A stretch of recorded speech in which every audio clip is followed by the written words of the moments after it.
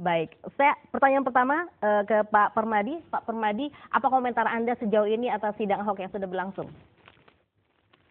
Yang jelas, Ahok mendapat pembelaan dari pemerintah dan aparat-aparatnya. Baik Presiden, Kejaksaan Agung, Kepolisian RI, semua memihak Ahok. Sehingga perlakuan terhadap Ahok lebih istimewa dibanding dengan perlakuan terhadap sesama pelanggar penoda agama. Termasuk saya zaman dulu. Jadi seluruh penoda agama itu ditangkap sebelum diperiksa. Kemudian dikenakan hukuman maksimal. Itu tentu ada di jurisprudensi. Nah, tentu jaksa adalah bagian dari pengadilan. Ada hakim, ada jaksa, ada pengacara, ada terdakwa, ada panitera, dan lain-lain. Ada saksi. Itu semua merupakan kesatuan dari pengadilan. Prinsip pengadilan adalah jurisprudensi. Mengenal masuk jaksa nggak ngerti jurisprudensi. Masuk jaksa nggak tahu, tidak membaca jurisprudensi. Ini menimbulkan dugaan saya bahwa jaksa dalam menuntut Ahok itu tentu atas perintah atasan. Kalau tidak atas perintah atasan, ya ada sesuatu yang saya tidak tahu apa itu. Baik, apa dasar Anda menyebutkan bahwa banyak pihak yang mengintervensi kasus Ahok ini? Ini merupakan fakta atau tadi Anda menyebutkan masih menduga-duga ada intervensi? Ini merupakan fakta, tetapi kan saya tidak boleh menuduh. Jadi saya mengatakan saya menduga, tapi ini sudah merupakan fakta. Pertama, polisi itu tidak menangkap Ahok, tidak ditahan. Ahok dibiarkan, kemudian Ahok tidak diberhentikan sebagai gubernur. Karena undang-undang jelas mengatakan demikian. Saya tidak tahu pasalnya, biar nanti ahli hukum ini yang akan menjelaskan. Kemudian jaksa juga tidak menahan. Hakim juga tidak mengadakan putusan setelah menahan Ahok. Jadi sudah jelas. Padahal Kapolri selalu menekankan di televisi. Saya mendengar sendiri. Indonesia adalah negara hukum. Setiap warga negara Indonesia supaya mematuhi hukum. Saya pertanyakan, apa dasar Kapolri mengatakan negara hukum? Apa pengertian Kapolri tentang negara hukum? Seluruh ahli hukum di Indonesia dan bahkan internasional menganggap negara hukum adalah negara yang memberikan perlakuan yang sama terhadap semua warga negara di depan hukum. Baik, oke Pak Permadi, nanti akan saya tanyakan begitu siapa atasan yang mengintervensi jaksa penuntut umum ini. Namun saya ingin ke Bang Ni terlebih dahulu. Bang Ni, kemarin tuntutannya 1 tahun penjara begitu dengan masa percobaan 2 tahun. Begitu, adakah kejanggalan-kejanggalan untuk tuntutan dari jaksa penuntut umum? Baik, terima kasih atas waktu yang diberikan. Baik. Baroque Hasyim Atta Adonai. Dan kami mencatat ada beberapa hal yang memang agak mengganggu daripada penegakan hukum ini. Dari awal ketika pembacaan dakwaan itu sudah bagus dan sangat bagus kami menilainya. Tetapi ketika sudah masuk dalam proses pembuktian, dalam proses persidangan, pemeriksaan persidangan, ini mulai kelihatan ada beberapa hal yang menampakkan jaksa itu tidak sungguh-sungguh dan tidak optimal dalam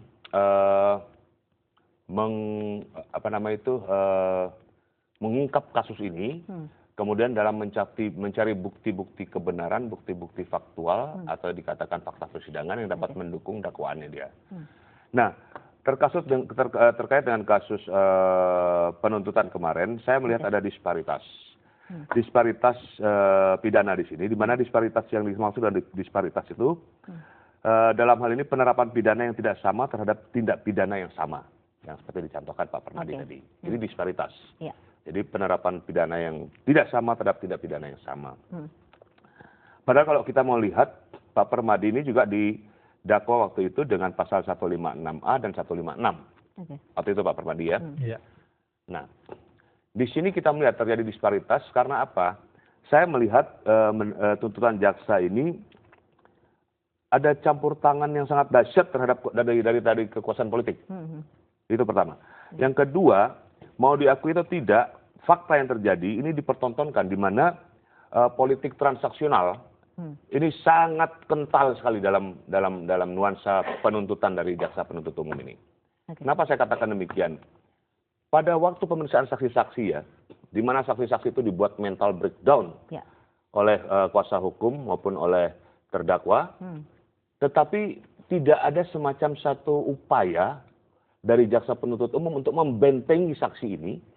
Padahal itu saksi yang dihadirkan oleh jaksa penuntut umum pada saat pemeriksaan persidangan. Padahal jelas dalam Undang-Undang Perlindungan Saksi (LPSK) itu sudah jelas, dan pasal 166 KUHP itu juga sudah jelas bahwa saksi tidak boleh ditekan atau dibuat sedemikian rupa sehingga ketika dia memberikan keterangan dia merasa di bawah tekanan. Nah, kalaupun ada yang mengatakan tidak, saksi tidak di bawah tekanan, tapi faktanya ketika saksi-saksi yang dihadirkan, ada beberapa saksi yang bahkan dilaporkan ke kepolisian, bahkan dikriminalisasi dalam tanda kutip, termasuk saksi Kiai Haji Ma'ruf Amin, Ketua MUI, pada saat memberikan kesaksian, itu jelas sekali ada semacam ancaman tekanan dari terdakwa maupun penasihat hukumnya. Ketika mereka mengungkapkan ada pembicaraan antara saksi Kiai Haji Ma'ruf Amin dengan SBY waktu itu. Kuasa hukum dan terdakwa sendiri mengatakan mereka mempunyai bukti dukungan yang sangat kuat. Nah, di situ kami melihat bahwa jaksa penuntut umum seharusnya dia mengejar buktinya mana, buktinya apa, supaya itu diungkap dalam persidangan. Nah, kemudian ini kan bisa menjadi tindak pidana baru. Ketika itu saya melihat bahwa tidak ada upaya sedikit pun dari jaksa penuntut umum untuk membentengi saksi-saksi tersebut. Nah, ini menjadi satu catatan khusus di sini bahwa memang dari awal persidangan, dari proses-proses persidangan yang ada, pemeriksaan bukti, bukti itu alat bukti berupa keterangan saksi dan lain-lainnya, itu memang agak lemah jaksa di sini. Nah, ketika penasihat hukum menghadirkan saksi maupun ahli, nah di situ juga jaksa dalam pertanyaan-pertanyaan itu tidak secara signifikan, tidak secara greget gitu untuk menanyakan apa yang menjadi pengetahuan dari saksi maupun dari ahli yang dihadirkan oleh penuntut dari penasihat hukum. Nah, sedangkan saksi maupun ahli yang dihadirkan oleh jaksa penuntut umum diperlakukan sedemikian rupa oleh penasihat hukum. Nah, ini menjadi satu tanda tanya, apakah jaksa memperlemah sendiri dirinya sendiri atau dakwaannya, atau memperlemah sendiri daripada proses yang ia sedang lakukan di persidangan. Padahal jaksa ini benteng pertama dari pencari keadilan karena dia mewakili negara dan mewakili masyarakat. Baik, oke. Nah, dengan ada tuntutan itu, pertanyaannya kemanakah keterangan-keterangan para saksi yang memang dari jaksa penuntut umum yang memang sudah mengatakan bahwa Ahok menodaikan agama begitu. Oke, saya ingin mendengar begitu ketika minggu-minggu kemarin Pak Permadi sempat juga mengupload ke media sosial begitu tentang pernyataan bahwa Pak Permadi mengatakan bahwa ada seorang Polri yang bertindak secara rasial begitu, membeda-bedakan secara ras, etnis dengan kasus yang sama begitu. Pak Permadi bisa ceritakan? Jadi dari jurisprudensi akan ketahuan dengan jelas bahwa seluruh tertuduh penodaan agama yang menyebabkan kebencian dan lain sebagainya itu ditangkap sebelum ditahan, sebelum diperiksa, ditangkap semua. Saya, Arswendo, Lia Aminuddin, Ketua Gavatar, dan puluhan lainnya. Itu ditangkap. Dan biasanya dikenakan hukuman maksimal, kecuali saya. Saya hanya kena hukuman 7 bulan, tetapi anehnya setelah menjalani 1 bulan, saya dibebaskan tanpa surat pembebasan. Dilepas begitu. Saya gugat, mana surat pembebasan? Kalau saya ditangkap lagi bagaimana? Tidak, ini urusan atas. Nah, setelah saya cari, ternyata yang menyuruh membebaskan saya itu Pak Harto sendiri sebagai presiden. Karena Pak Harto meminta rekaman asli dari saya. Mengapa kok saya sampai diadili? Dalam rekaman asli, jelas saya tidak menodai agama. Tidak berbuat apapun. Ini adalah karena fitnah yang dilakukan oleh Panglima ABRI pada waktu itu dan Ketua Umum Golkar pada waktu itu. Itu mengedit rekaman saya sehingga saya mengatakan Nabi Muhammad adalah diktator. Titik. Padahal yang saya katakan diktator yang baik seperti yang Anda katakan sendiri. Yang saya maksud Anda adalah Refli Harun yang waktu itu masih mahasiswa Universitas Islam Yogyakarta. Oke, Bang Nik juga melihat dengan kasus penodaan agama begitu yang dialami oleh Pak Permadi dengan kasus Ahok ini, perbandingannya untuk kasusnya sendiri mana sih sebenarnya yang lebih berat begitu? Untuk kasus ini, untuk kasus Pak Permadi dan Ahok ya, lebih berat kasus Ahok dong. Oke. Karena itu dilakukan berulang-ulang kali, diucapkan berulang-ulang kali, baik itu di Belitung Timur, ketika yang bersangkutan pencalonan menjadi Bupati Belitung Timur, kemudian di Bangka Belitung, ketika yang bersangkutan pencalonan sebagai Gubernur Bangka Belitung, kemudian ketika di Kepulauan Seribu, kemudian ketika ditemu kader di Nasdem, dan beberapa pertemuan lainnya. Nah, ini yang harus kita katakan di sini, bahwa sebenarnya perlakuan atau ucapan-ucapan yang dilakukan terdakwa ini sudah merupakan satu bukti. Dan fakta di persidangan, terdakwa mengakui, bahkan dalam eksepsi terdakwa ketika dakwaan selesai dibacakan, eksepsi maupun waktu pemeriksaan terdakwa dan pemeriksaan saksi-saksi, itu semua mengungkapkan bahwa terjadi peristiwa penodaan agama. Bahkan di dalam surat dari MUI, yaitu surat pendapat keagamaan MUI atau lebih dikenal dengan fatwa MUI, itu jelas dinyatakan bahwa ada dua hal yang dilakukan oleh terdakwa, yaitu pertama, penodaan terhadap agama dan penodaan dan penistaan terhadap ulama. Nah, permasalahannya yang saya ingin tanyakan, kalau dikatakan tadi jaksa itu mengatakan bahwa ada Buniani efek di sini, artinya dengan unggahan Buniani itu timbul keresahan dan sebagainya. Sekarang saya tanya ke pihak kejaksaan, apakah kalau tidak ada videonya Buniani tidak ada tindak pidana? Saya tanya itu. Jadi mereka jangan berlindung di balik video Buniani. Justru video Buniani itu membantu untuk memberitahu bahwa telah terjadi tindak pidana yang dilakukan terdakwa di Kepulauan Seribu. Nah, setelah itu juga masyarakat juga akhirnya mereka juga mengetahui dan mereka melihat dari YouTube. YouTube itu kan diunggah pertama oleh Kominfo Pemprov DKI Jakarta. Nah, sekarang pertanyaan saya, kenapa Kominfo Pemprov DKI Jakarta tidak diperiksa sebagai tersangka? Dia mengunggah, kalau mau dengan alasan bahwa setiap kegiatan gubernur itu harus dipublikasikan lewat YouTube. Kenapa tidak diedit ucapan daripada gubernur waktu itu tentang Al-Maidah 51. Kenapa dibiarkan begitu saja dan masyarakat akhirnya melihat juga. Jadi ini terjadi disparitas juga di sini, saya melihat. Terjadi suatu perbedaan perlakuan di mana salah satunya sebenarnya yang awal mengunggah atau mengupload video tersebut harusnya diperiksa. Kenapa Buniani juga yang waktu itu hanya mengupload mengunggah dari uploadan dari Kominfo Pemprov DKI Jakarta, itu justru jadikan tersangka. Saya tidak membela Buniani, tidak membela siapa-siapa, tapi yang saya katakan sini, persamaan kedudukan di depan hukum ini harus kita lakukan. Equality before the law. Karena kalau tidak, kita akan terjebak di dalam penegakan hukum yang transaksional. Nah, ini ternyata sekali. Yang kedua, kalau saya katakan bahwa apa yang dikatakan Pak Permadi, ada terjadi perlakuan istimewa terhadap terdakwa. Itu betul kalau saya melihatnya. Ketika terdakwa pada saat disidangkan dan statusnya sudah menjadi terdakwa, itu dalam pasal 83 Undang-Undang 23 tahun 2014 ayat 1, harusnya dia diberhentikan sementara dari Gubernur DKI. Nyatanya pada saat itu, Menteri Dalam Negeri Cahyokumolo itu ketika pernyataan dia di Jatinangor pada bulan Desember itu, 16 Desember, dia mengatakan nanti kalau sudah habis masa cutinya baru kita berhentikan. Nah, kemudian PLT Gubernur Sony Sumarsono juga ketika itu mengatakan nanti setelah masa cutinya kita berhentikan. Kemudian Kepala Biro Hukum Kementerian Dalam Negeri juga mengatakan demikian.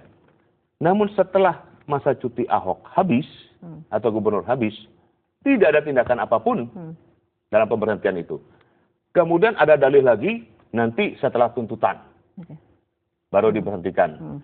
Nah, di sini saya melihat mereka akan melihat tuntutan baru diberhentikan. Nah, ketika tuntutan akan dibacakan, timbul lagi adanya surat dari Kapolda Metro Jaya dengan alasan keamanan untuk ditunda penuntutan, dengan alasan mau pilkada dan sebagainya. Nah, setelah itu saya melihat bahwa dengan adanya penundaan penuntutan itu, ini merupakan satu konsolidasi. Waktu itu saya sudah pernah katakan, ini konsolidasi dari pihak terdakwa maupun pihak-pihak yang mengistimewakan terdakwa untuk melihat nanti bagaimana tuntutan ini. Nah, ketika dalam pilkada yang kemarin itu, terdakwa yang kebetulan ikut dalam kontestasi pilkada ini mengalami kekalahan, kemudian ada lagi semacam upaya-upaya yang dilakukan untuk melindungi terdakwa, yaitu dengan tuntutan yang sangat minimal ini dalam arti percobaan, atau dikatakan waktu orang-orang tua kita bilang dulu hukum gantung, hukuman percobaan, di mana hukuman 1 tahun dengan percobaan 2 tahun ini. Ini sama saja, memang terdakwa kalau dihukum percobaan masuk sebagai narapidana, sebagai terpidana, tetapi tidak dihukum secara fisik. Artinya selama 2 tahun terdakwa ini kalau berperilaku atau membuat satu kesalahan apapun, dia akan masuk 1 tahun. Selama 2 tahun ini dalam hukuman percobaan ini. Tetapi ini kan bukan menjadi satu tujuan atau rasa keadilan masyarakat.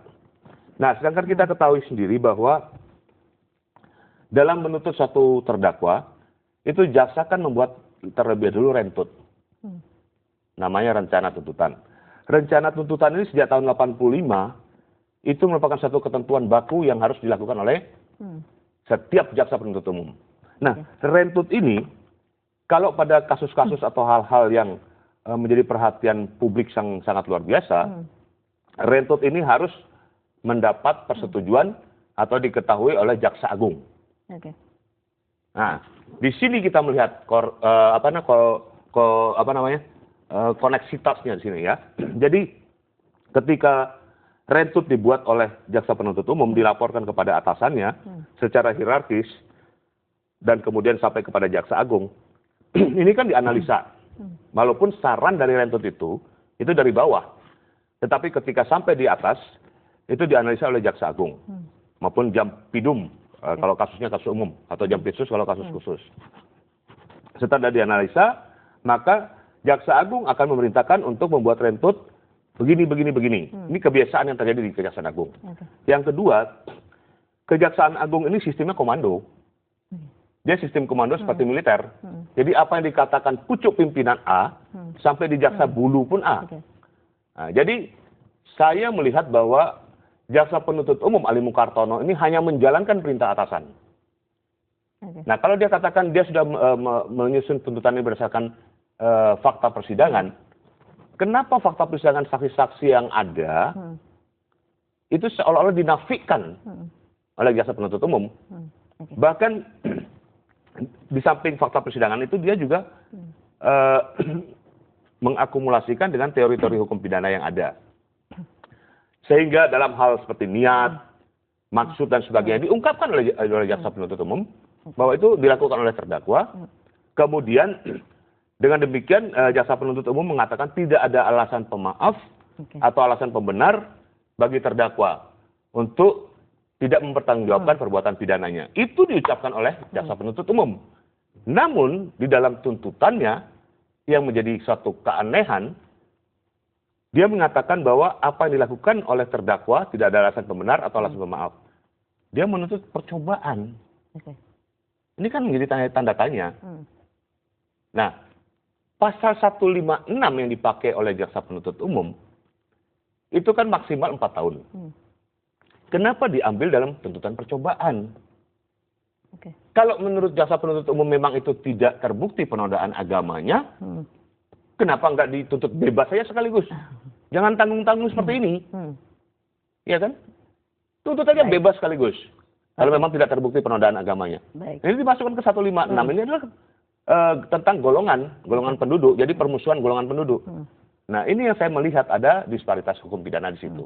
Demikian. Oke, Bang Nik dan Pak Permadi, kita akan lanjutkan kembali perbincangannya Breaking News mengawal sidang hukum. Masih akan kembali usai jeda.